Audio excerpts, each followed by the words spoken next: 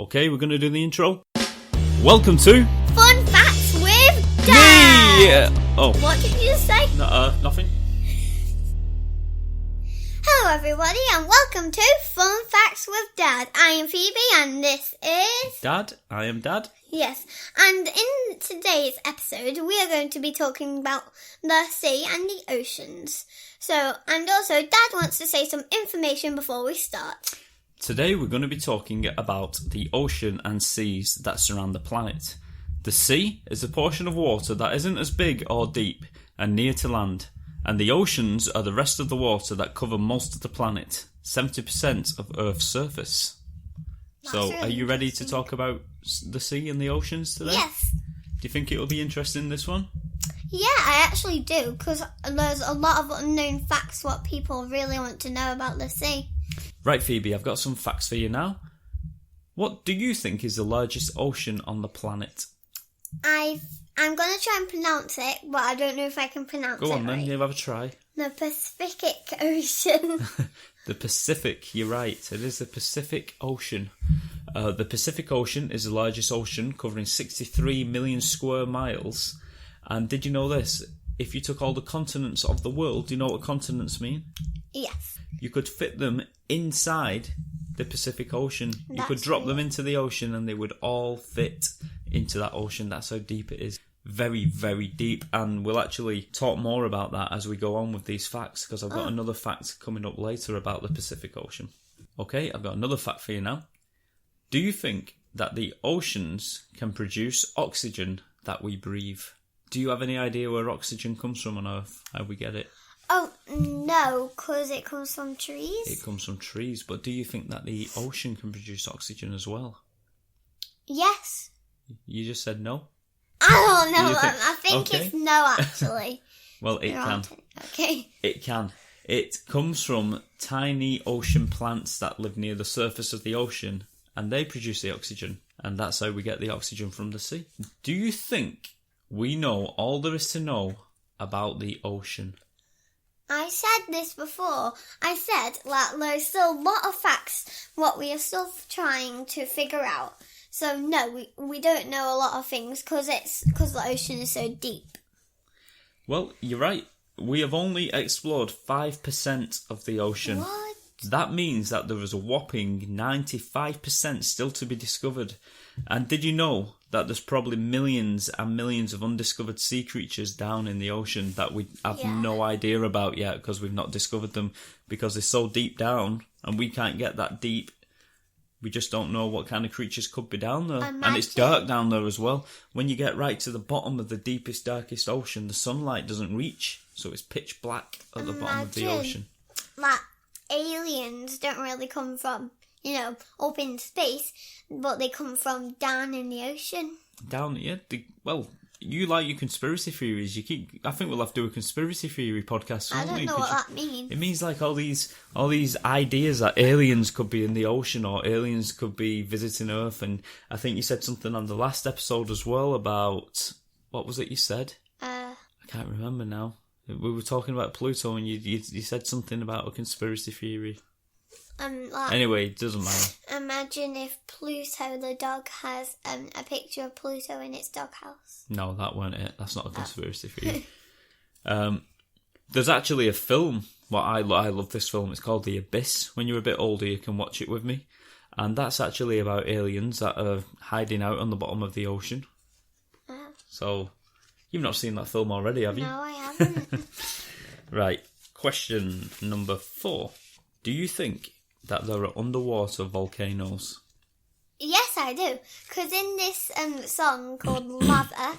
is that the Disney Pixar one? Yeah. I've seen that too. Yeah, it sings a song and the story is about this volcano what dreams about finding love, and it never happens, and he sings a song, and then there's a girl volcano underneath the water, and when she hears his song of hope one last time, she bursts through the whole through the ground, and when that happens, I'm thinking, how is he not terrified of like a big wave splashing on him? Well, you're right, and Disney cartoons have taught you something. Most of the underwater volcanoes are found in the depth of the seas, but there are some that can be found in the more shallow waters, and they can erupt, and when they do, the water around the volcano is very, very hot. But even though it's so hot, you can still find life down there, like very small creatures can still live in the water that is boiling, boiling hot. Like hotter than a hot tub. I think it would be quite warm, yeah, because it's quite near the vents in the bottom of the sea. These hot vents where the magma come out of the volcano, and there's creatures actually scuttling around looking for food down there. Ooh. Okay, well, I've got a similar question now. Do you think it is possible to have underwater lakes and rivers? Like a river or a lake that is already under the water? Doesn't make sense, does it? It doesn't sound right, does it? I was about to say, you know how we were talking about Pluto last episode? Yeah. They found, they think there's an ice lake on that. I was about to talk about that then. They think they found an ice lake. I'm not sure, actually, about this one, because the whole sea is water. I know, it doesn't make sense, does it? That you can have a river or a lake underneath the water. Yeah, because this is a question, and I don't know why it would be a question. I'm thinking that the answer is true, because why would it even be a question if it weren't real? That's a good way to think about it. It is actually possible to have a underwater lake or a river, and this is due to seawater that goes through thick layers of salt, and then when the salt dissolves, it makes the same water denser and thicker, and then the thick, denser water settles on the ground, on the seabed. And to look at it, it looks just like a river or a lake under the water. And you can even see its own waves. Even though it's under the water, you can see it making its own ripples and its own waves under the water. That layer of water that has sank down to the bottom is thicker and denser than the water above it, so it looks like it's different. There you go, you can have a lake or a river on the bottom of the sea. What do you think of that?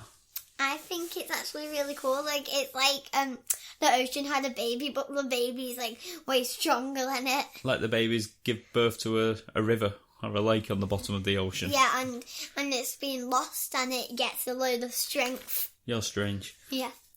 Do you think that waterfalls can exist underneath the water? I'm going to say yes, because the same answer as... Because I'm asking the question. Yeah, because... I'm going to ask you a question one day and I'm going to say no, the answer is no, and that'll be it.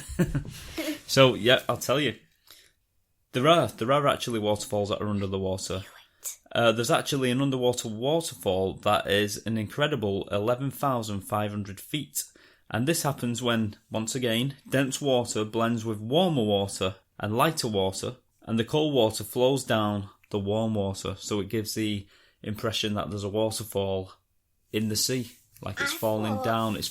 That the warmer water, you can actually see it falling down the colder water, and like again with the lakes and the rivers, the water's denser, so you can actually see it in the water going down. The waves. Yeah, so isn't that incredible that you can actually have an underwater waterfall? Yeah. Right, the next fact. What do you think the deepest part of the ocean is? Now, do you remember question 1? Oh, yeah, the Pacific Ocean. The Pacific Ocean, that's right. The deepest part of the ocean is actually in the Pacific Ocean. Let me tell you, it's a certain part of the Pacific Ocean. Right, Phoebe, the deepest part of the ocean is inside the Mariana Trench. And this is a part of the Pacific Ocean that goes right down, like really, really deep down. And then as you're going down inside the Mariana Trench, there's another part of the trench which goes even further down, and this is called the Challenger Deep. And it's 36,070 feet deep. To give you a better idea of how deep that is, if you drop the world's biggest mountain, Mount Everest, into this trench... It would still be 1,000 feet. Well, if you drop the world's biggest mountain, Mount Everest, into the Challenger Deep, the tip of the mountain would still be a mile under the water. That's how deep it is. So you could drop a mountain in and you still wouldn't see the peak of the mountain. It would be under the water. You wouldn't be able to see it. What the? That's how deep it is. Phoebe, do you think you can drink seawater? No, because it has fishes and all the other sea creatures business in it. Well, you're right. Urine. You cannot actually drink seawater, but that's And it not. has salt in it. That's not. That's right. Salt. It's because it's got too much salt.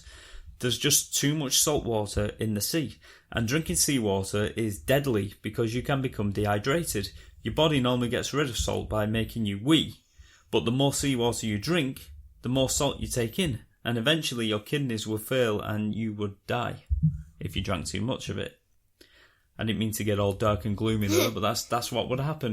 You would if you drank seawater, if you were stranded at sea and you kept drinking seawater, it would do you no good whatsoever. It would just probably end up making you very ill, or you would die from it. I have another, like one of them imagination questions. Okay. Then how does the salt get in the water? Like, does someone bring it in? Like a bucket of salt? Now, I think I might be wrong about this, but I think millions and millions of years ago, the seawater wasn't salt water. But then over the millions and millions of years, the water has been rubbing on the rocks underneath the sea, and it's kind of formed as salt over the millions and millions of years. And now the sea has got quite a lot of salt water in it. It's salty. It is salty. Salty. You remember when we were on holiday and we were swimming in the sea? Yeah. If you ever got any in your mouth, no, didn't taste very nice, did it? And went right over my head. Do you remember that? I do. Yeah, and well, it wasn't a big wave. It's because I was sitting down, and then it went right over my head, and because I didn't realise it would have happened. I had my mouth open at that time, and a bunch of seawater got in my mouth. It's not nice, is it? It tastes I very, hate very it. salty. Blech. Are you ready for the next question? Yes, please. What is the biggest sea animal in the ocean? I know you know this, don't you? Oh yeah, I told you. It's the blue whale. It is the blue whale. The blue whale is the biggest creature in the sea, and it's also bigger than any land animal, including dinosaurs. So it's bigger than anything in the world. It's the biggest animal ever. Yeah. And here's some extra facts for you as well. The blue whale is actually the loudest animal in the world as well. It can create noises really, really, really loud. Can I try and make a blue whale noise? I'd rather you didn't. The biggest blue whale ever found was 111 feet long. That's the size of 3 school buses end to end. That's massive. That's really big. What do you think of that? Would you like to see one of them in the sea? No, because I think he'll try and eat me. It'd just swallow you I look very nice. It'd just swallow you just like Pinocchio. And then you'd be trapped in there. You'd have to build a fire to get out. Okay, I think we're on to our last fact now. Okay, we've got a fun fact for the last fact. Quite a fun one. Do you think that there has ever been any sunken pirate ships or sunken treasure found in the sea? I think there has been some, and they've found some and forks and knives and plates. Stuff like that. Yeah. In 1717, I think that's over 300 years ago, that. In 1717, a pirate ship sank. The ship was called the Wydar, and its pirate captain was called Black Sam. Now, this certain pirate ship was discovered in 1984. The ship had a lot of valuable items like bells, coin, placards, cannons, weapons, and all that amounted to $400 million. What? Now, they have actually found pirate ships and sunken ships in the past, but they couldn't confirm that they were actually pirate ships. They thought they may have been, but they couldn't confirm that they were. But they know that this ship was a pirate ship because the bell that they found had the name of the ship on it. And they knew that this ship, a few months before it sank, had been stolen by pirates.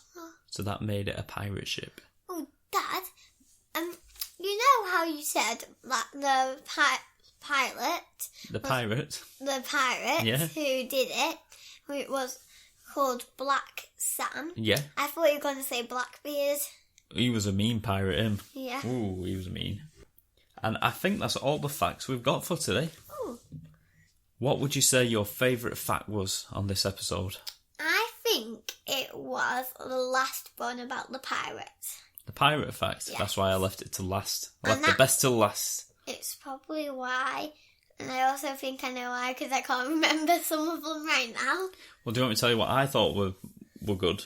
I enjoyed the pirate fact.